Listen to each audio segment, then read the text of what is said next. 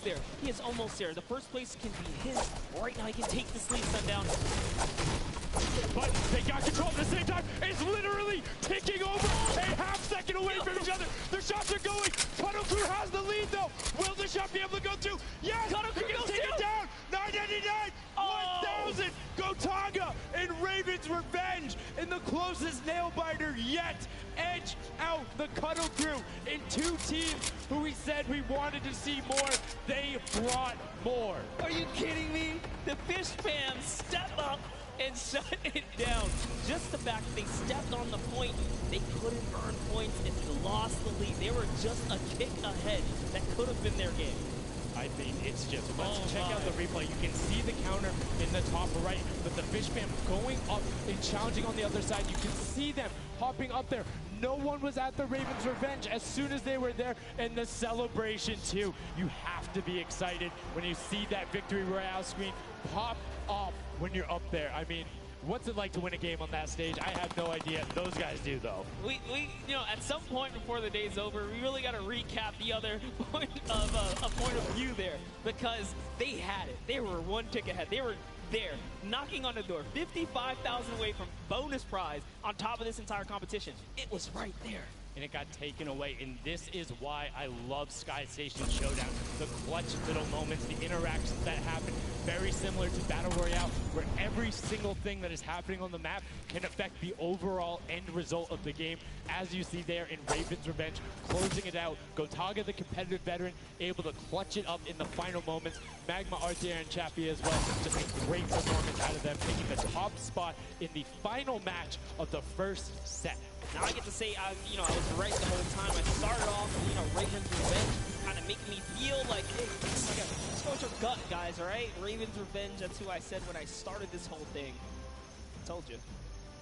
You know, he's not wrong. They were able to take it there, but we're going to throw it up top to an interview with Raven's Revenge with Zeke. Zeke, you there, buddy? I am here, Sundown. Thank you so much. Fun fact, Monster did in fact say Raven's Revenge would win. I've got your back, Monster. I am here. You guys got your revenge. I gotta ask, first question to you, Gotaga. How's it feel to be here in the stadium, the fans, the roar, and to be facing off against your peers? Was it what you expected? Honestly, it's crazy, and I have a really strong team. We are learning a lot from our mistakes, and I'm so glad to be here, to be honest. I don't know how to describe it. Like, it's pretty crazy. It's pretty crazy being here. I'm right there with you. All right, so now who's the overall shot caller? Is it Gotaga? Is it you? Who is it? Kind of all four of us. We were playing too afraid at first, so we just had to just go in there and just kill them as fast as we could, and then spawn trap. That was our goal. Okay, what's the strategy like? Are you guys, you know, talking through at the beginning? Are you guys waiting for someone else to make a move? Or are you guys like, no, we're going in first? Yeah, we're trying to, you know, really pressure Ninja's team. You know, we're trying to put pressure on that green point. And yeah, we were able to control it over them. They ended up wussing off over to the center. And yeah, we were able to play our game and play what we wanted. Awesome. All right, final question. What do you want to say to all the fans that are here watching, cheering you guys on, and from home? I don't know, it's just incredible. I'm happy that so many people are here. I don't know, just enjoying the show. It's amazing, honestly. Well, congratulations, guys. Now, I believe for now, we're going to send it over to Golden Boy, who is standing by.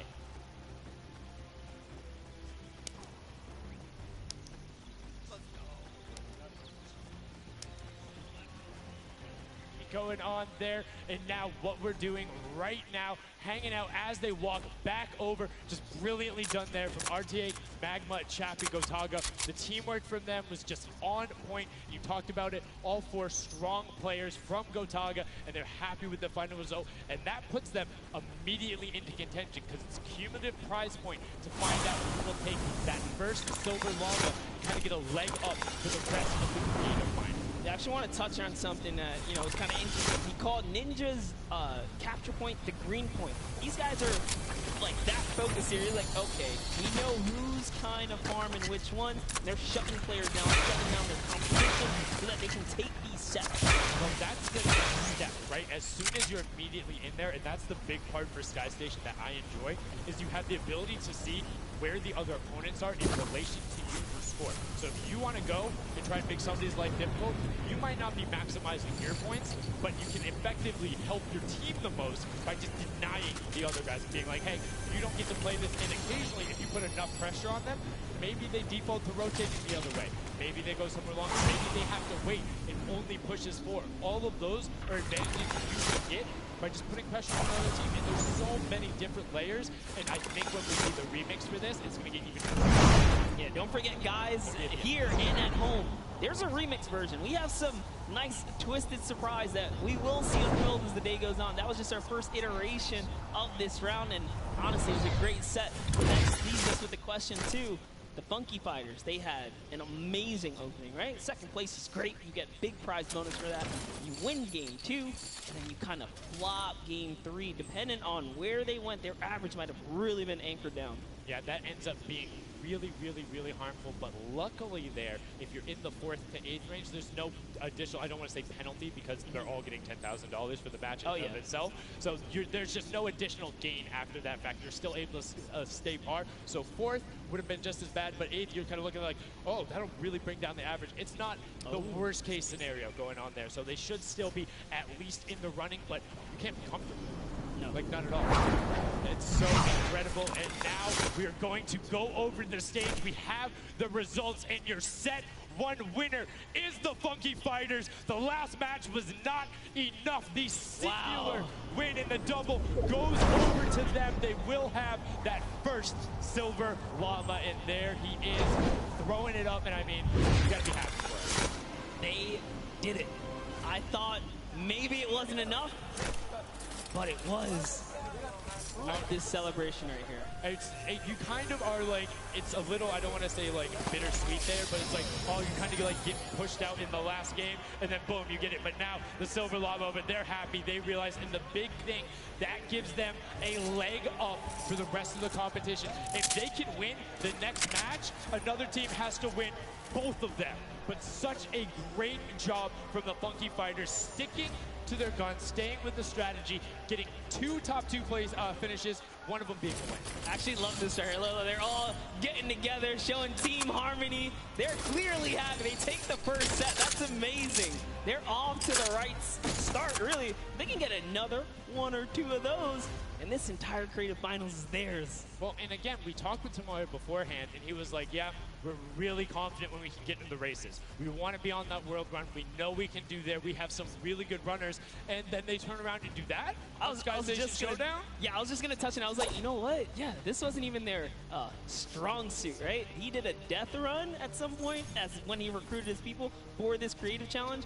So for him to take what might be one of our, toe-to-toe PvP sessions, that's actually crazy. And here's the team standings, Sundown. Yeah, look at the final team standings. So Llama Record Code do just get edged out by $1,500 there. The Funky Fighters, you can see on the right-hand side, have been awarded that silver llama.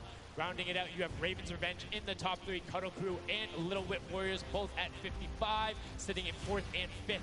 Fish Fam, Sunshine Soldiers, I almost got that one, 6th and 7th, and then 8th there are the Chicken Champions. But this is set 1 of 4. There's still tons of creative games to be going on. I mean, it's been so good, and like we talked about earlier, we have a never-before-seen map and game mode for you guys. Now, I know we released Prop Hunt. It's something that's kind of similar to that. How many of you guys have played Red Light, Green Light at some point in time, right? You've been there, you've done it. I know, whether it might have been a little while ago. Junkyard Juke is a red light, green light prop hunt version where you will have 2 teams sitting up as guards, 6 teams running. It will rotate through every single one of the rounds, and here you can see how to win. You have to dodge those guards, sprint into the center, and incinerate yourself in order to get those points. There are 4 rounds per match, Monster, and how do they score? Yeah, but also, before we get there, you only get to be guard once. And while you're guard, you do not accumulate points. But yes, the points come in through the props themselves. So when you are on the prop side, you gotta choose small, medium, or large objects. You have to get into the incinerator under the guard tower. It's actually really good. It's a hybrid. The red light, green light, slash, prop styles. This is a pretty tough game, though. We've played a fair amount of it. I got my hands on it. This is actually a lot harder than it kind of sounds. So it's something that is completely different. I don't know how many of you guys have done Prop Hunt. Definitely check it out. It's on the Creative Islands. It's a lot of fun. And this is the additional aspect to it. The guards are able to have the denial, able to stand reps out, they can have strategies. So, hey, maybe I want to run all big props. Don't give it away. Don't give it away. There's tons of different things. Let's check out the format and see what these guys, how they're going to go through, what the map looks like, and really get an idea of how the game is.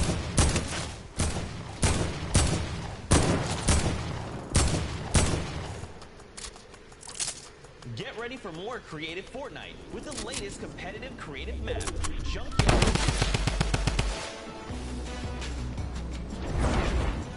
This new game builds off the fun of problem with 8 teams will rotate through different roles on the map. 6 teams will transform into props and attempt to make it into the center of the map, while 2 teams of guards try to keep them away. Teams will rotate their roles over the course of 4 rounds, each team getting 1 turn as the guard. Their objective? To defend the incinerator from the other teams, and their keen attention to detail. Each round, teams of props will earn points by reaching the incinerator in the central pit. The bigger the prop, the more points. But be careful. Being bigger means you're easier to spot. To keep them safe, time their movements very carefully. Every few seconds, the guard teams will be blinded for a short time, and the center point turns green, giving the props a chance to run for the hills, or rather, the pit. Once a prop reaches the goal, they respawn at their home base to start over.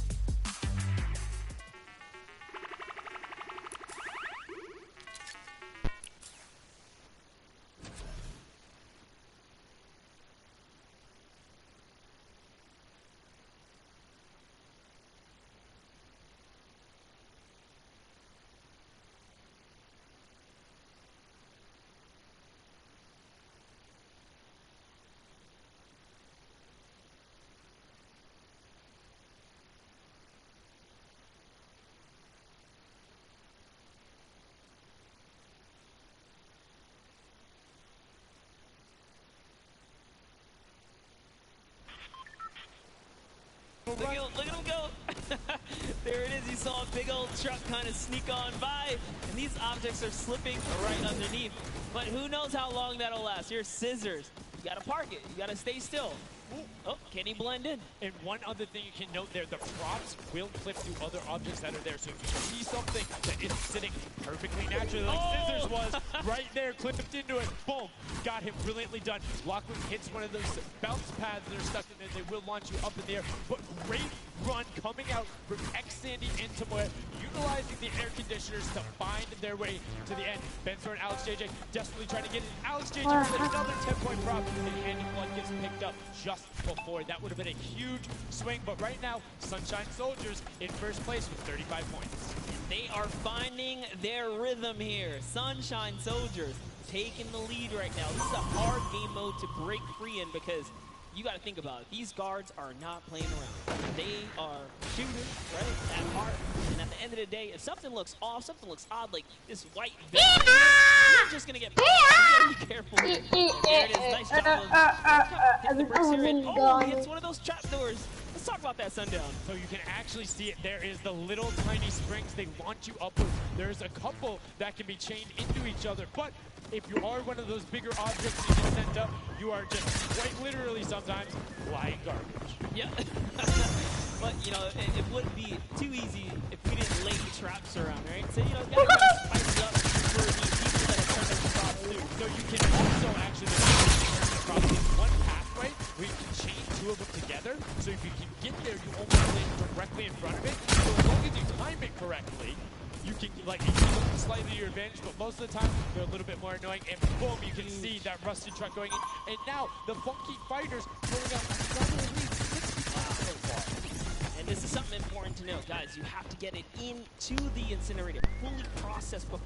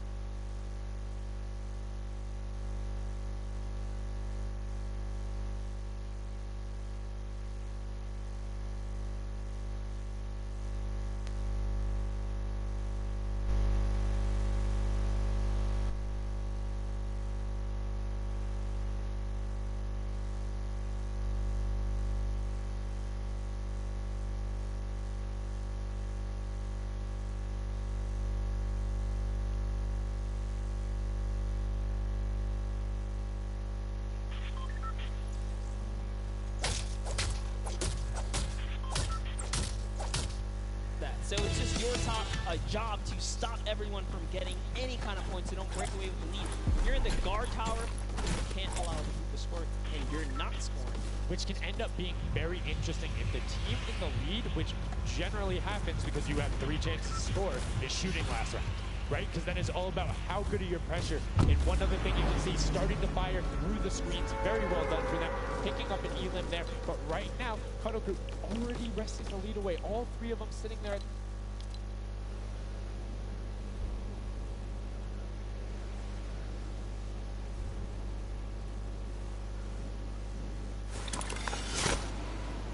Just break away even closer to taking the lead. And Chicken Champ is going to I love that from Clyde's actually right away, hides himself behind the box, and you see his hands, he's like,